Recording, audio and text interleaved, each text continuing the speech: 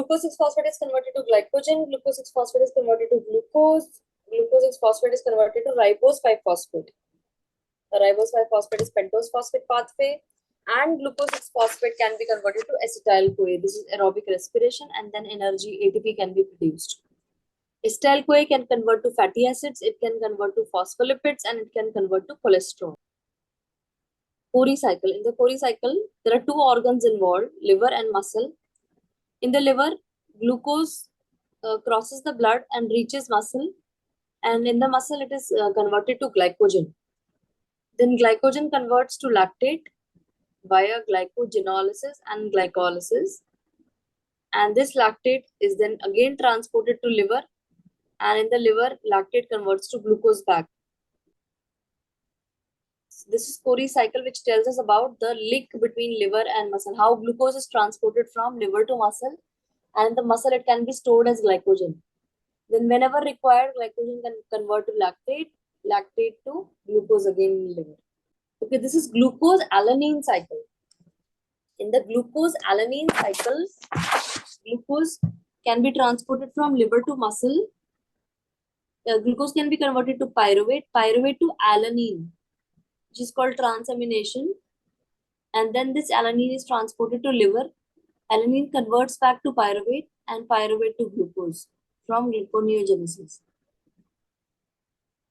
The urea, which is produced in the pathway, it comes out.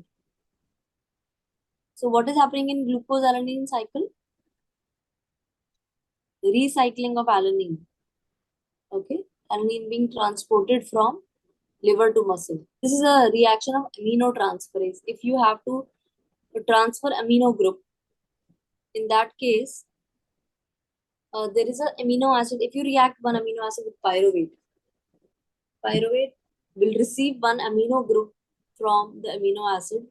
Amino acid will become keto acid, and pyruvate will become alanine. Okay, there are a lot of hormones like insulin and glucagon. Whenever there is high glucose, when we eat more food, more glucose-rich food, more insulin is released. And on the contrary, glucagon and catecholamines, their role is to increase the blood glucose concentration, to mobilize the stored fat, stored fuel. Glucagon and catecholamines. Hormonal control. This is fed state versus fasting state. In the fed state, glucose enters inside the adipose tissue, and inside the adipose tissue, lipogenesis takes place. That means glucose is converted to fat. GLUT4 transporters help in transport of glucose inside the adipose tissue. Fine? Yes. Also, a pancreas synthesizes insulin. Insulin also transports some glucose molecule from outside and send it to adipose tissue for storage. Insulin also helps in glycogen formation. Whenever there is glucose in the blood, insulin sends that glucose to adipose tissue for deposition, sends to muscles so that glycogen can be stored over there. Also, it sends to liver so that glycogen can be stored and lipid biosynthesis, lipogenesis can take place. There are different transporters in the different organs. GLUT4 transporter for adipose tissue, GLUT2 transporter for liver.